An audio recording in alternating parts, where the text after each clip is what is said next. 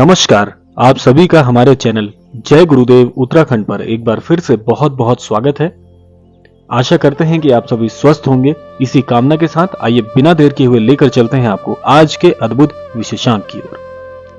क्या आपके साथ भी जीवन में ऐसा होता है कि आप बड़े ही सरल हृदय वाले व्यक्ति हैं? आप कभी किसी की बुराई नहीं करते, कभी किसी के लिए बुरा नहीं सोचते, कभी किसी का बुरा करते नहीं, लेकिन फिर भी आपके जीवन में इतने दुख क्यों हैं? क्या आपके मन में भी ये प्रश्न आता है? तो आज का ये क्रमांक इसी संदर्भ पर आधारित है कि आखिर आपके साथ जीवन में ऐसा क्यों होता है। तो आइए बिना समय व्यर्थ किए हुए बढ़ते हैं आज के अद्भुत क्रमांक की ओर। आज के इस अद्भुत क्रमांक में आपको तीन ऐसे अद्भुत अनुभव, तीन अद्भुत ऐसे नियम बताने वाले हैं जिनके प्रयोग करने से आप इस परेशानी से पूर्ण रूप से उभर कर बाहर आ जाएंगे।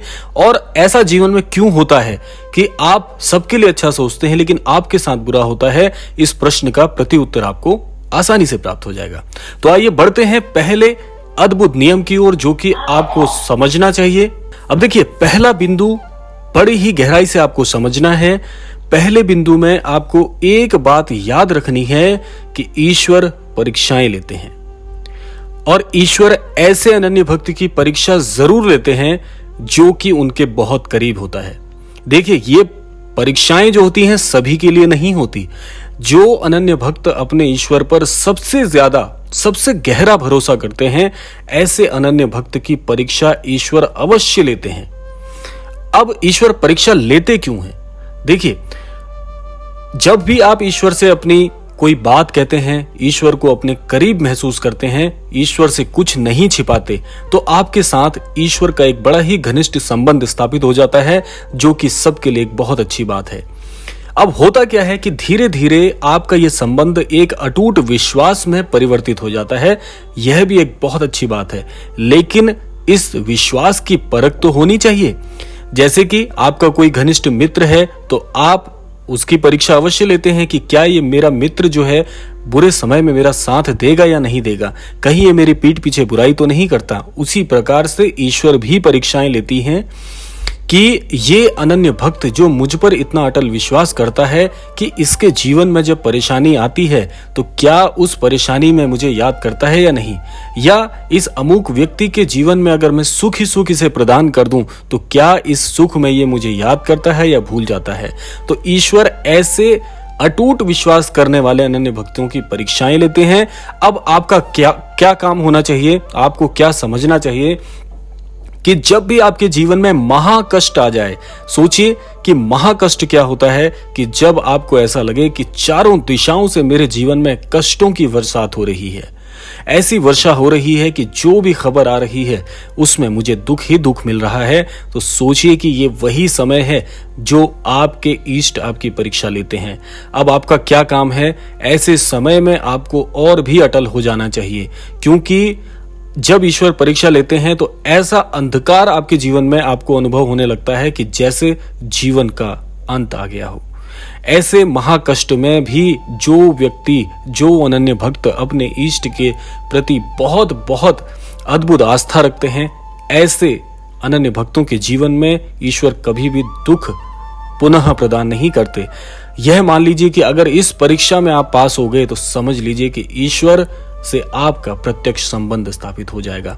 एक बात मैं आपको और बता दूं कि जब भी आपके जीवन में महाकष्ट की स्थिति आती है, एक बात, एक अनुभव आपको याद रहना चाहिए कि ईश्वर कभी हाथ नहीं छोड़ते आपका।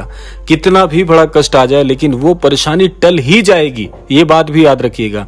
क्योंकि ईश्वर जब परीक्षाएं लेते हैं तो उस दौरान कभी ऐसा नहीं करते कि अनन्य भक्त टूट जाए। बिल्कुल ऐसा कभी नहीं होगा। आपका हर कार्य निकल जाएगा, परेशानी अवश्य आएगी लेकिन हर दिन निकल जाएंगे। तो इसीलिए आपको विश्वास मजबूत रखना है, विश्वास मत टूटने दीजिएगा।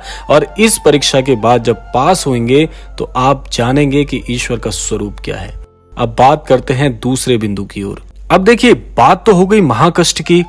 अब इस महाकष्ट में आपके जीवन में आपको सहारा देगा कौन, इस समय में आपको संभालेगा कौन, प्रश्न यह उठता है।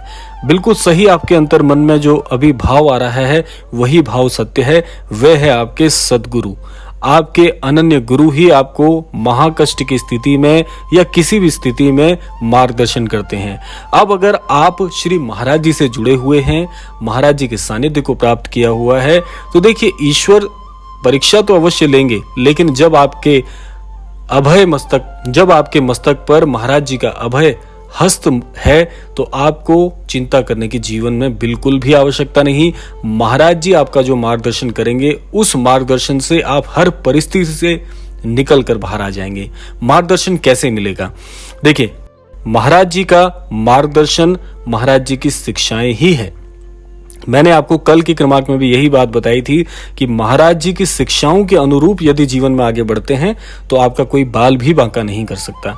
इसीलिए जीवन में जब महाकष्ट का अनुभव होना प्रारंभ हो जाए, बिल्कुल सटीकता से महाराज जी की अद्भुत शिक्षाओं के अनुरूप जीवन में आगे बढ़िएगा।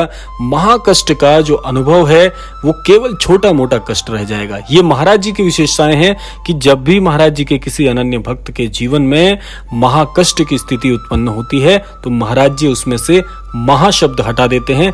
छोटे मोटे कष्ट आपको रह जाएंगे। जो बड़ी परेशानी आपके जीवन में उभर कर आपको दिख रही थी, वो केवल छोटी सी परेशानियों में परिवर्तित होकर आपके जीवन से ओझल हो जाएगी।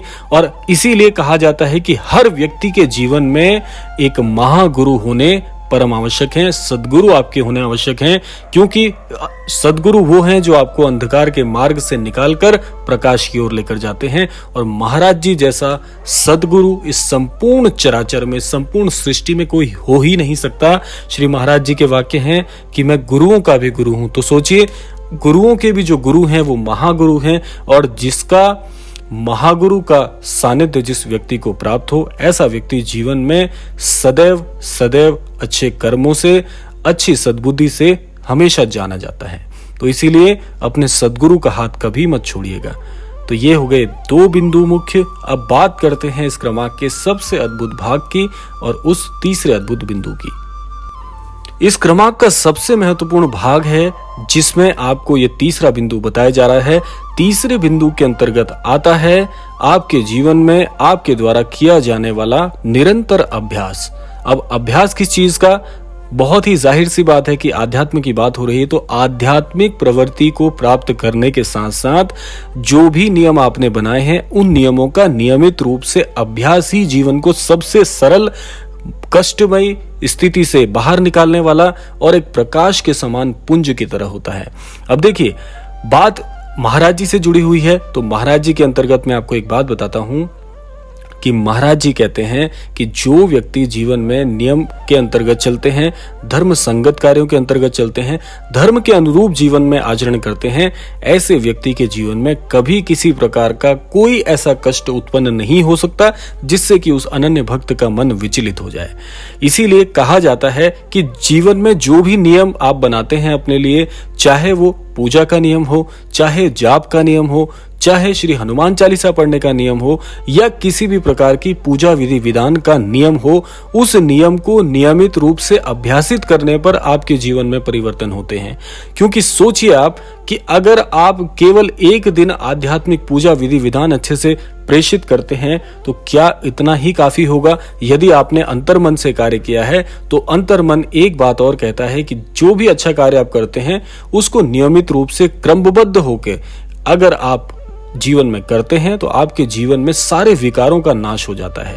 इसीलिए कहा जाता है कि श्री राम जी के नाम का अगर आप नाम जाप करते हैं या हनुमान चालीसा का पाठ करते हैं तो इसको भी अभ्यास के रूप में नियमित रूप से करना चाहिए, तब जाके आपके जीवन में आपको कुछ सिद्धियां प्राप्त होती हैं। तो इसीलिए तीसरा मुख्य बिंदु मैं इसलिए कहूंगा, ये सबसे महत्वपूर्ण भाग इसलिए भी है क्योंकि बहुत से लोग आध्यात्म में आगे तो बढ़ना चाहते हैं लेकिन नियमबद्ध नहीं है, उस नियम के अंतर्गत नहीं चलते हैं। इसीलिए आपके जीवन में कष्टों की पुनरावृत्ति होती है, बार बार आपको कष्टों से गुजरना पड़ता है। इसीलिए नियम बना लें और नियम के अनुरूप आचरण करें, धर्म संगत कार्यों में बढ़ चढ़ कर भाग लें। आप देखिएगा आपके जीवन में बड़ी सरलता से हर घटनाएं होकर गुजर जाएंगी। ना आपको दुख का आभास होगा, ना सुख का आभास होगा, सब कुछ समरूप और समांतर लगेगा। यही जीवन का सबसे बड़ा मूल मंत्र है कि आप वर्तमान में जीवन को जिएं और वर्तमान को ही जीवन का मुख्य भाग मानकर जिएं। आपका पूरा जीवन और आपकी दृष्टि और दृष्टिकोण पूर्ण रूप से परिवर्तित हो जाएंगे। तो यह था आज का अद्भुत क्रमांक। आशा करते हैं इस क्रमांक के माध्यम से अवश्य ही आप कुछ महत्वपूर्ण सीख पाए होंगे। इसी कामना के साथ विदा लेने का समय भी आ गया है। विदा लेने से पूर्व समय है प्रार्थना का। यही प्रार्थना करना चाहूंगा कि श्री महाराज जी सभी अनन्य भक्तों को सद्बुद्धि प्रदान करें, सन्मति प्रदान करें और इस संपूर्ण सृष्टि का, इस संपूर्ण लोक का कल्याण हो। इसी कामना के साथ विदा लेते हैं। मिलते हैं अगले क्रमांक में। तब तक के लिए जय श्री राम, जय गुरुदेव, जय उत्तराखंड।